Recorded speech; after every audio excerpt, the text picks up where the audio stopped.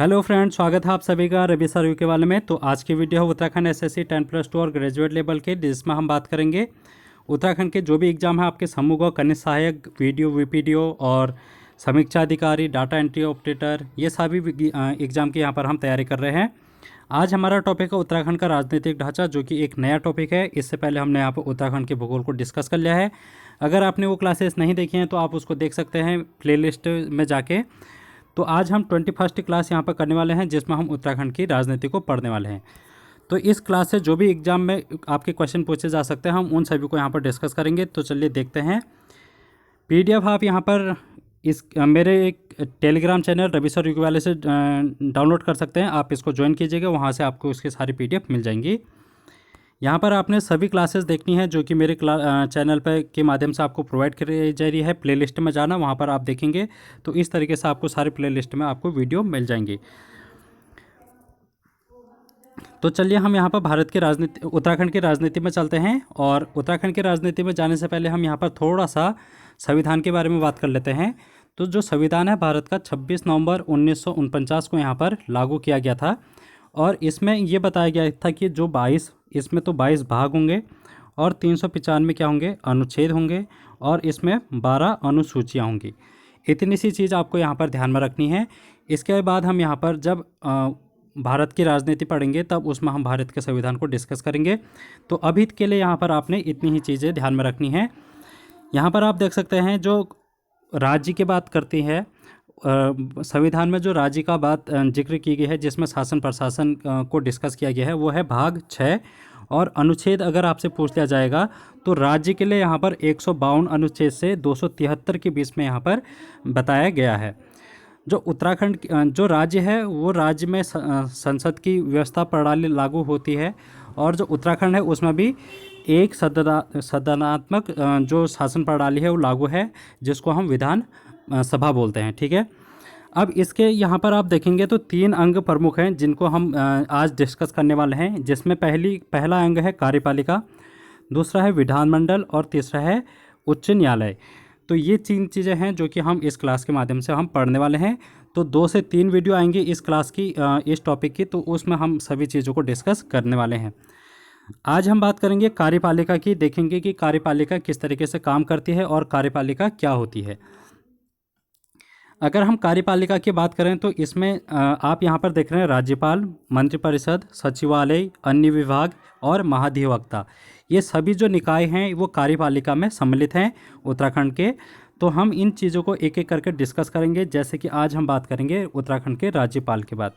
राज्यपाल में देखेंगे कि राज्यपाल कैसे काम करते हैं, उनकी नियुक्ति कैसे होती है और उनके अधिकार क्या हैं, वो उनकी पावर्स क्या हैं और वो किस तरीके से उत्तराखंड में कार्य करते हैं। ये सभी चीज़ें हम इस क्लास में राज्यपाल के बारे में हम देखेंगे।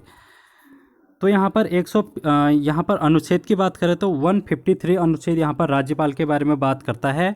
और ये अनुच्छेद यह कहता है कि उत्तराखंड का एक राज्यपाल या फिर गवर्नर होगा, जो कि एक राज्याध्यक्ष कहलाता है।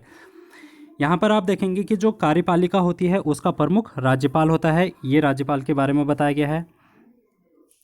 और जो कार्यपालिका होती है उसका प्रयोग प्रत्यक्ष रूप से या फिर अधीनस्थ अधिकारियों के माध्यम से वह करता है, यानी कि इसके अंतर्गत और भी अधिकारी होंगे जिनके माध्यम से वह शासन प्रशासन का कार्य, कार्यपालिका कार्य करता है। और अब हम चलते हैं यहाँ पर राज्यपाल की योग्यता में। योग्यता क्या होती है अगर आप देखेंगे तो वो भारत का नागरिक होना चाहिए और वो किसी भी प्रकार का लाभ का पद पर नहीं होना चाहिए, यानी कि सरकारी कार्यकाल में कोई भी लाभ का पद उसे नहीं मिलना चाहिए और वो दिवालिया नहीं होना चाहिए। साथ ही आपको यहाँ पर एग्ज़ाम में के पॉइंट ऑफ व्यू से ध्यान में रखना है कि जो उनकी उम्र है वो 35 वर्ष उन्होंने पूरी की होनी चाहिए। तो राज्यपाल की जो उम्र है वो 35+ होनी चाहिए। ठीक है, 35 तो पूरी होनी चाहिए और 35 के ऊपर हो सकती है। यहाँ पर आप देखेंगे कि अगला जो योग्यता है वो है राज्य विधानसभा में सदस्य चुने जाने योग्य उनकी योग्यता होनी चाहिए, यानी कि विधायक की जो योग्यता होती है अगर उसकी योग्यता है तो वो राज्यपाल बन सकते हैं और 35 ईयर उनकी आयु होनी चाहिए। यहाँ पर एक अनुच्छेद है 156। इस अनुच्छेद के तहत ये कहा गया है कि जो राज्यपाल की नियुक्ति है उसके बारे में चर्चा की गई है। जो राज्यपाल की नियुक्ति है भारत के राष्ट्रपति द्वारा की जाती है और ये 5 वर्षों के लिए की जाती है। आपको ध्यान में रखना है 5 वर्षों के लिए, और भारत के राष्ट्रपति के द्वारा ये राज्यपाल की नियुक्ति की जाती है। और ये भी यहाँ पर 156(1) में ये लिखा गया है कि ये जो राज्यपाल है वो राष्ट्रपति के प्रसाद प्रयत्न पद धारण करता है। इसका मतलब ये हुआ कि राज्यपाल को राष्ट्रपति के द्वारा कभी भी हटाया जा सकता है, अनुच्छेद 156(1) के तहत। उसके अलावा यहाँ पर जो राष्ट्रपति को ये त्यागपत्र भी दे सकता है 5 साल से पहले ही, तो वो अनुच्छेद है 156(2). तो यहाँ पर ये चीज़ आपको ध्यान में रखनी है राज्यपाल की नियुक्ति से संबंधित। 156 में तो क्या बात कही गई है कि जो राष्ट्रपति है वो राज्यपाल की नियुक्ति करेंगे और इनका जो कार्यकाल होगा वो 5 वर्ष का होगा। दूसरा अनुच्छेद आपने ध्यान में रखना है 156(1). इसके तहत ये कहा गया है कि जो राज्यपाल होगा वो राष्ट्रपति के प्रसाद प्रयत्न पद धारण करेगा, यानी कि राष्ट्रपति अगर चाहता है तो 5 साल से पहले उनका त्यागपत्र ले सकता है। और दूसरी चीज़ यहाँ पर आपको 156(2) के तहत ये ध्यान में रखना है कि जो राज्यपाल होगा वो 5 साल से पहले अपनी इच्छा अनुसार अपना त्यागपत्र राष्ट्रपति को दे सकता है। तो इतनी चीज़ें आपको यहाँ पर से ध्यान में रखनी है जो कि उत्तराखंड के राज्यपाल की नियुक्ति से संबंधित है। यहाँ पर आप देखेंगे कि जो राज्यपाल है वो क्या करता है, पद ग्रहण करने से पहले एक शपथ लेता है, और उस शपथ को वो किसके सामने लेगा, जो उच्च न्यायालय होगा उनके जो वरिष्ठ न्यायाधीश होंगे या फिर मुख्य न्यायाधीश। सबसे पहली बात तो करेंगे कि मुख्य न्यायाधीश के सामने वो शपथ लेंगे। अगर मुख्य न्यायाधीश उस समय नहीं है तो वो कोई भी वरिष्ठ न्यायाधीश जो कि मुख्य न्यायाधीश से नीचे हैं उनके सामने वो क्या करेंगे, अपनी शपथ को ग्रहण करेंगे। तो इतनी सी बात आपको यहाँ से ध्यान में रखनी है। यहाँ पर हम कुछ विशेष अधिकार की बात कर लेते हैं जो कि राज्यपाल से संबंधित है। राज्यपाल अपनी शक्तियों का प्रयोग और कर्तव्यों का पालन करने के लिए किसी न्यायालय के प्रति उत्तरदायी नहीं है, यानी कि न्यायालय इसको बाध्य नहीं करता है किसी भी कार्य को करने के लिए। ठीक है, यहाँ पर अगली शक्तियाँ और कार्य देख लेते हैं जो कि राज्यपाल से संबंधित है। और पहले हम बात करेंगे कार्यपालिका संबंधी कार्य। जो इनके कार्य होते हैं उनके बारे में हम यहाँ पर अब डिस्कस करने वाले हैं। तो यहाँ से एग्जाम में क्वेश्चन पूछा जाता है डायरेक्ट इसी तरीके से कि राज्य के जो समस्त कार्यपालिका का कार्य है वो किसके नाम पे किया जाता है, तो आप बोलेंगे वो राज्यपाल के नाम पर समस्त कार्यपालिका के कार्य किए जाते हैं। दूसरी चीज़ आपको यहाँ पर ये इनके कार्य जो कि कार्यपालिका से संबंधित है वो है, राज्यपाल मुख्यमंत्री को और मुख्यमंत्री की सलाह पर मंत्रिपरिषदों की सदस्यों की नियुक्ति करता है तथा उन्हें शपथ दिलाता है। यानी कि जो मुख्यमंत्री होते हैं, जो राज्य के सीएम होते हैं, और सीएम के अंडर का जो भी कैबिनेट मिनिस्टर होते हैं, राज्य मंत्री होते हैं, उनकी ये क्या करेगा, नियुक्ति करेगा और उनको वो शपथ दिलाएगा। कौन कार्य करेगा ऐसा, वो राज्यपाल। ठीक है, अन्य नियुक्तियां यहाँ पर देख लेते हैं जो कि राज्यपाल के द्वारा की जाती हैं। उनमें है महाधिवक्ता, लोक सेवा आयोग के जो अध्यक्ष हैं उनकी भी नियुक्ति करता है और उनके सदस्यों की भी नियुक्ति ये करता है। कौन करता है, राज्यपाल। लोक सेवा आयोग यानी कि उत्तराखंड PCS की बात कर रहा है। ठीक है, यहाँ पर आप चौथा कार्य इनका देखेंगे तो राष्ट्रपति शासन के समय ये राज्यपाल केंद्र सरकार के अभिकर्ता के रूप में राज्य का प्रशासन चलाता है। यदि आप देखेंगे कि जब राष्ट्रपति शासन लगता है तो इसका जो कार्यवहन करता है राज्य में शासन प्रशासन का, वो सिर्फ राज्यपाल ही करता है और इसकी जानकारी वो राष्ट्रपति को देगा। तो ये चीज़ें हैं जो कि आपको ध्यान में रखनी है। उसके अलावा यहाँ पर आप देखेंगे कि जो भी विश्वविद्यालय हैं उत्तराखंड के, उनका ये कुलाधिपति होता है। ठीक है, तो अन्य और ये क्या करेगा, अन्य जो उपकुलपति होते हैं विश्वविद्यालय के, उनकी ये नियुक्ति करेगा। इसके अलावा यहाँ पर आप देखेंगे एक अनुच्छेद जो कि आपके एग्जाम में अक्सर पूछा जाता है, वो अनुच्छेद है 217(1). ठीक है, ये क्या कहता है कि उच्च न्यायालय में न्यायाधीशों की नियुक्ति के संबंध में राष्ट्रपति को परामर्श देता है। यानी कि जो हाई कोर्ट है उसमें जो चीफ जस्टिस होते हैं उनकी अगर नियुक्ति करनी है या फिर उनकी वैकेंसी खाली है तो उसकी ये जानकारी वो क्या करेंगे, भारत के राष्ट्रपति को देंगे और भारत के राष्ट्रपति फिर उस पर अपनी मुहर लगाएंगे। ठीक है, यहाँ पर विधायी अधिकार देख लेते हैं जो कि राज्यपाल को दिए गए हैं। तो विधानमंडल का ये अभिन्न अंग होते हैं। 100 अनुच्छेद है इनका 164 के अनुसार ये कहा गया है कि जो विधानमंडल है राज्य की, उनका ये क्या होंगे, अभिन्न अंग होंगे। साथ में अगर आप देखते हैं जो कि विधानसभा में सत्र आहूत होते हैं, विशेष सेशन चलते हैं, वो जो सत्र आहूत होते हैं उनका ये आहूत करते हैं, यानी कि स्टार्टिंग करते हैं, सत्र अवसान करते हैं, यानी कि जो सत्र का लास्ट एंडिंग होती है वो करते हैं, और सत्र का विघटन कर सकते हैं। ठीक है, तो ये चीज़ें जो भी अधिकार हैं वो राज्यपाल को दिए गए हैं। यहाँ पर सत्र शुरू होने से पहले क्या करेंगे, राज्यपाल एक अभिभाषण करेंगे, और उसके बाद यहाँ पर जो भी प्रोसेस है, जैसे बजट रखवाना कार्य है और अन्य बिल पास कराना है, ये सारे कार्य होते हैं। तो सबसे पहले अभिभाषण कौन करता है विधानसभा में, तो आप बोलेंगे राज्यपाल। इसके बाद यहाँ पर अगर आप देखेंगे कोई भी नए कानून बनते हैं, आप देखेंगे विधानसभा में कोई भी राज्य संबंधी, निर्माण कार्य संबंधी अगर आप बिल ला रहे हैं, तो ये क्या करें, उसको हम बोलते हैं बिल। अब जब ये बिल पास हो जाता है, विधानसभा में पारित हो जाता है, तो उसको हम बोलते हैं विधेयक।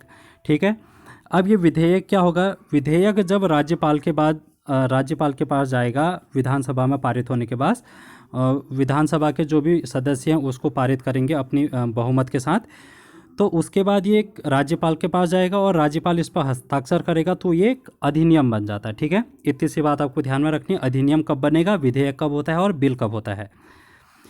और आप यहाँ पर देखेंगे कि जब सदन में सत्र नहीं होता, यानी कि कोई विशेष परिस्थिति ऐसी आ गई, या फिर आपत्तिकाल की स्थिति आ गई, या फिर कोई इमरजेंसी की बात हो गई, तो उस समय क्या करेगा, जब सदन सत्र में नहीं होता है, तो उस समय ये क्या करेगा, एक अध्यादेश जारी करता है। तो इस अध्यादेश का कार्य ये है कि जब अन्य सत्र यहाँ पर संसद में लागू होगा, उस समय इसका जो टाइम पीरियड होता है वो मिनिमम होता है छः हफ्ता, और जो मैक्सिमम होता है इसका वो होता है 6 महीने का। तो इस बीच में क्या करना पड़ता है, इस अध्यादेश को विधान मंडल में यहाँ पर पारित करना ज़रूरी होता है। अगर ये इस अवधि के अंतर्गत पारित नहीं किया गया, तो ये जो अध्यादेश है वो खारिज हो जाता है। तो ये चीज़ें आपको ध्यान में रखनी है कि जो अध्यादेश है वो कौन जारी करता है, तो आप बोलेंगे राज्यपाल। इसके अलावा यहाँ पर जो आंग्ल भारतीय समुदाय के एक सदस्य नामित किए जाते हैं, मनोनीत किए जाते हैं, जैसे कि यहाँ पर विधानसभा की 70 सीटें हैं, और एक जो होती है वो मनोनीत की जाती है राज्यपाल के द्वारा। तो ये जो है वो आंग्ल भारतीय समुदाय से इनकी नियुक्ति की जाती है, और यह कार्य कौन करेंगे, उत्तराखंड के राज्यपाल। तो ये तो थे उत्तराखंड के राज्यपाल के विधायी अधिकार। अब हम चलते हैं वित्तीय अधिकार में। जो विधानसभा है उसमें धन विधेयक अगर आपने पास कराना है, तो राज्यपाल की पूर्व अनुमति से ही ये पेश किया जाता है। तो यानी कि धन विधेयक के लिए आपको राज्यपाल की अनुमति लेना अनिवार्य है। न्यायिक अधिकार देख लेते हैं जो कि राज्यपाल को दिए हैं 161 अनुच्छेद के तहत। यहाँ पर आप देखेंगे अगर कोई क्राइम करता है राज्य में, अगर कोई व्यक्ति है, कोई पुरुष या फिर महिला है, वो किसी भी अपराध को करती है, उसके बाद यहाँ पर न्यायालय उसको दंड देता है, पुलिस के द्वारा, कानून के द्वारा उसको दंड दिया जाता है। अगर वो जो भी दंड करता है, अगर वो राज्यपाल के पास जाता है, तो वो अपनी क्षमा को कम करवा सकता है या फिर उस पर विराम लगा सकता है। ये सारे अधिकार किसके पास हैं, राज्यपाल के पास। राज्यपाल देखेगा कि ये सही में क्या इसको क्षमा देने योग्य है, अगर वो चाहते हैं तो वो उनको क्षमा कर सकते हैं। लेकिन आपको एक चीज़ यहाँ पर ध्यान में रखनी है कि जो मृत्यु दंड है, जैसे किसी भी कोर्ट ने किसी भी व्यक्ति को मृत्यु दंड की सज़ा दे दी है, तो तब ये जो राज्यपाल की शक्ति होती है वो तब कार्य नहीं करेगी, यानी कि तब कोई भी वो क्षमा दान नहीं दे सकते हैं। लेकिन अगर आपको इस चीज़ के बारे में जानकारी है, तो यहाँ पर आप देखेंगे कि जो राष्ट्रपति होता है उन्हीं के पास एक सिर्फ ऐसा अधिकार है जो मृत्यु दंड की जो क्षमादान है उसको उनके पास शक्ति होती है, लेकिन राज्यपाल के पास यह शक्ति नहीं होती है।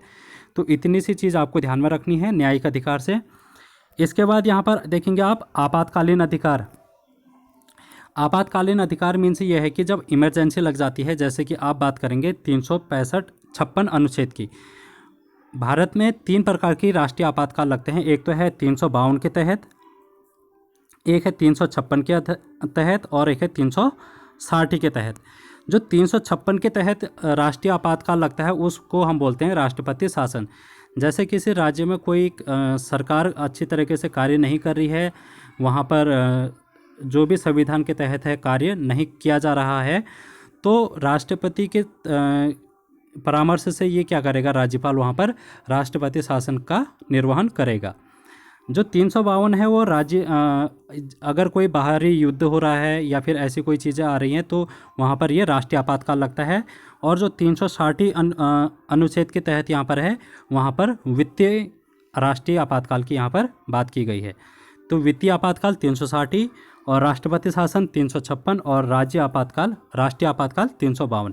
ये सारी चीज़ें आपको ध्यान में रखनी है जो आपके एग्ज़ाम से में पूछी जाती हैं।